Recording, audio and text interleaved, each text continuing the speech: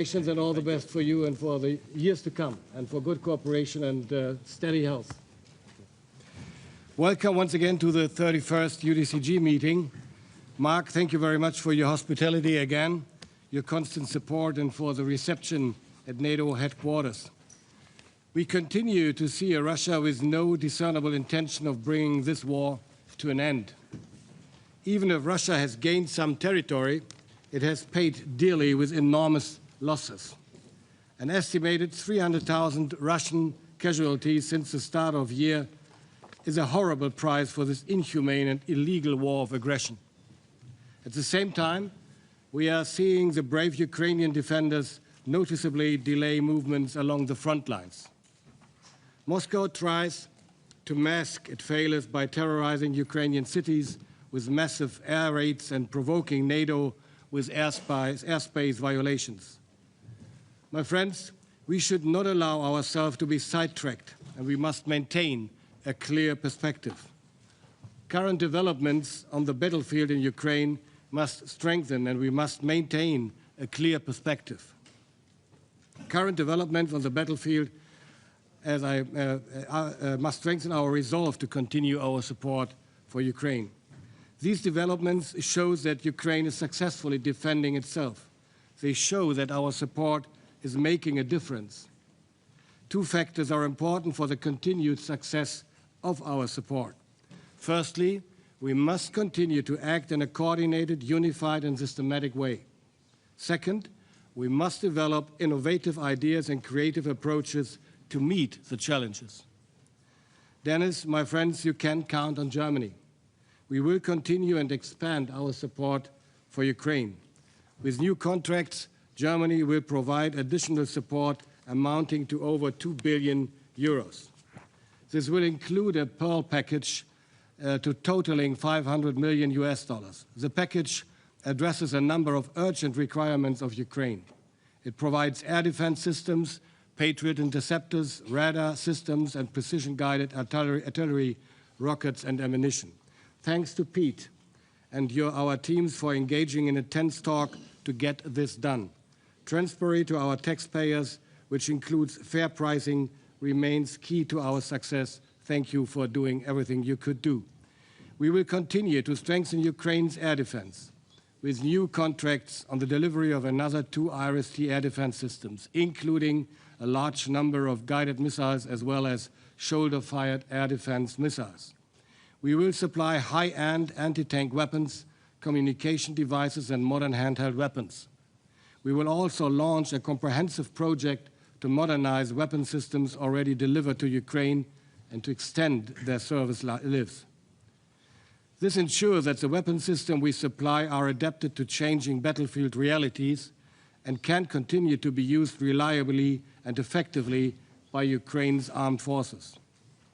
At the same time, we will continue to expand cooperation between the German and Ukrainian defense industry. We will underscore this intent by concluding a memorandum of understanding on defense industry cooperation, which will be signed by Dennis and me following this UDCG meeting. Support measures like these will only take full effect if they consistently follow Ukraine's requirements and are coordinated with our partners. The UDCG will continue to play a crucial role in this. To ensure that it remains highly relevant, the UDCG needs to adapt. John and I have announced this in the summer.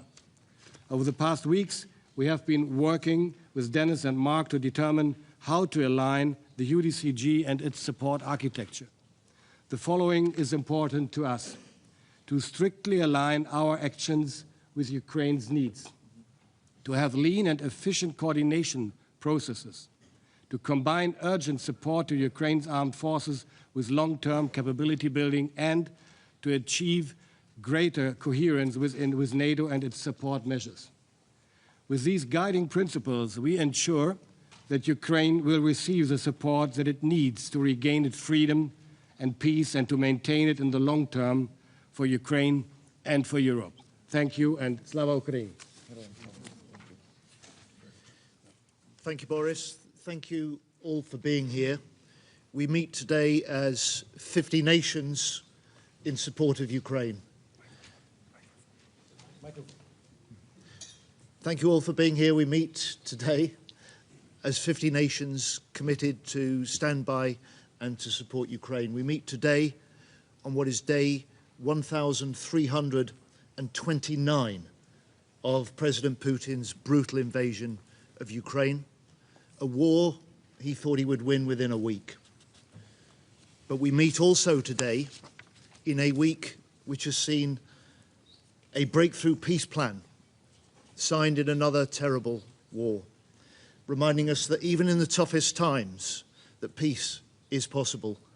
And Secretary Hegseth, I want to praise President Trump's essential leadership in securing that ceasefire in Gaza. That was peace secured through strength.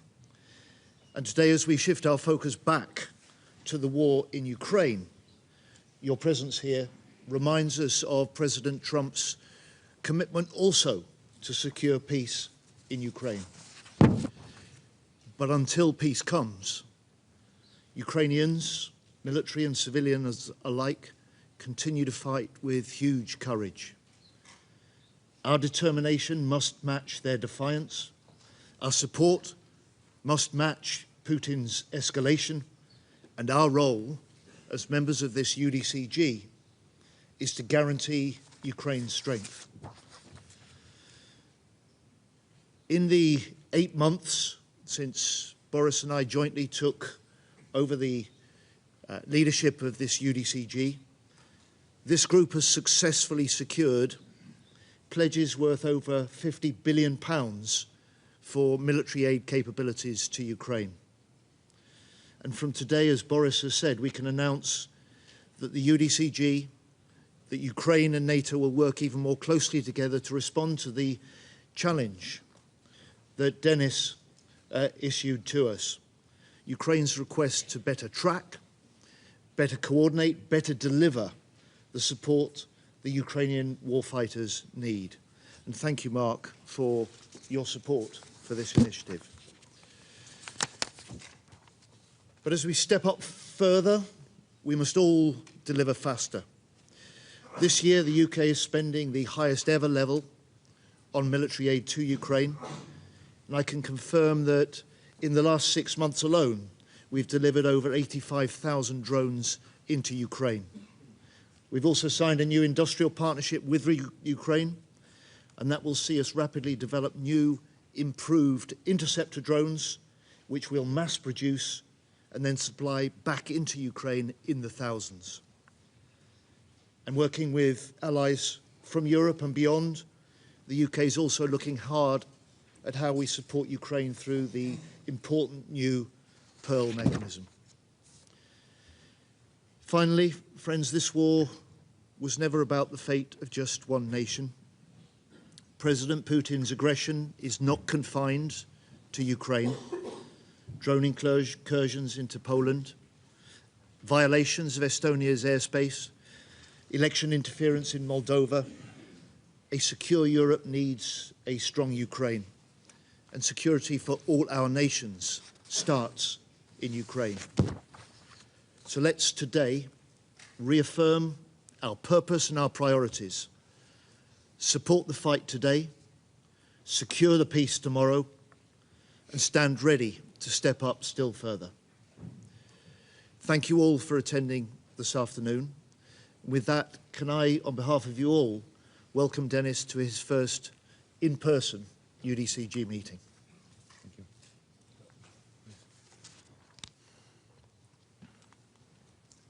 Dear Boris, dear John, dear Pete, dear Mark, distinguished colleagues, friends, I'm grateful to all of you for being here today again and for staying with Ukraine through every challenge of this long and difficult war. Thank you. This is already the 31st meeting of the Ukraine Defense Contact Group, and I thank you for such unity. Ukraine never wanted this war. We want peace, real peace, based on justice and international law.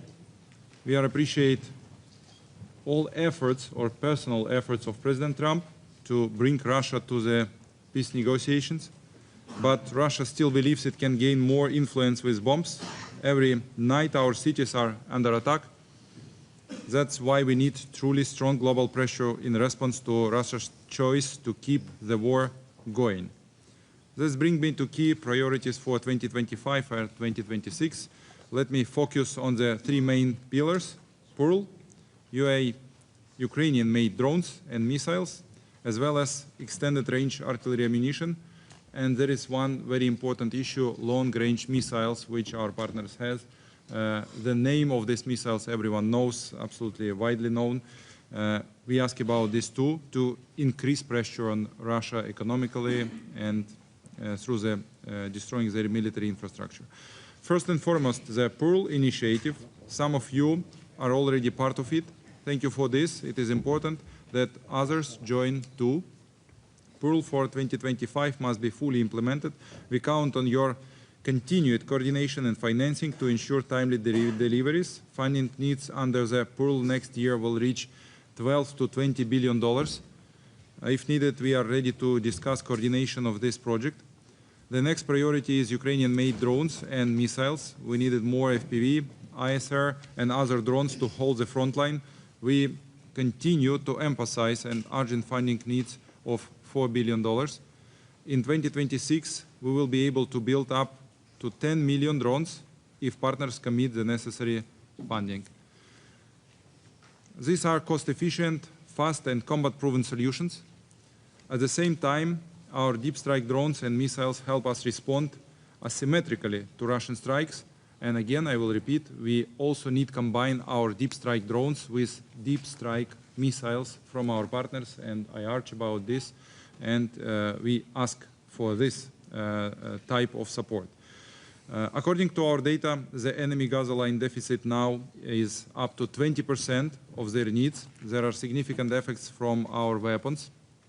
Our third priority is to increase our strike depths directly at the front line. We need more extended range artillery rounds. We once again welcome the initiative of joint procurement of artillery ammunition, but to achieve the greatest effect on the battlefield, it should focus on supplying this type of extended range munition. As Russia's air terror continues, we also urgently need additional interceptors this winter, including air defense systems and both surface-to-air and air-launched guided missiles for NASAMS, IRIS-T, and F-16 platforms. In September alone, they launched over 5,600 strike drones and more than 180 missiles, targeting our civilian infrastructure and people. Therefore, on the eve of winter, it is very critical to provide us with necessary equipment to repel such attacks. I would also like to add a few words on our overall defense needs for 2026. We estimate them at $120 billion. Ukraine will cover half, $60 billion, from our national resources.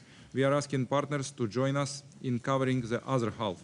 The most effective path to meet this need is for our European and non-European partners to dedicate no less than 0.25% of their GDP to military support for Ukraine. If the $60 billion target is out of reach for Europe, for non-European partners, then the only remaining solution is a loan backed by frozen Russian assets, so it can be used to fund Ukraine's armed forces and their requirements. Why does this matter for all of us? Because together we are moving toward a new European defense architecture, and Ukraine's army today is the most experienced and capable in Europe. The technologies we are developing now, drones, interceptors, long-range strike systems, will strengthen Europe's resilience for decades. Colleagues, it would be a mistake to believe that peace is already near. The war continues every day in our strikes, and to each of you for your personal efforts, for your contributions of your nations, for our mutual unity, for strengthening of our nations in face of this aggression. Let us act together with resolve and without delay. Thank you so much. Slava Ukraini. Thank you. Pete, you have it. Thank you. Well, colleagues, Secretary General Rutte, ministers of defense, might I suggest ministers of war, from around the world, we gather at a very important moment.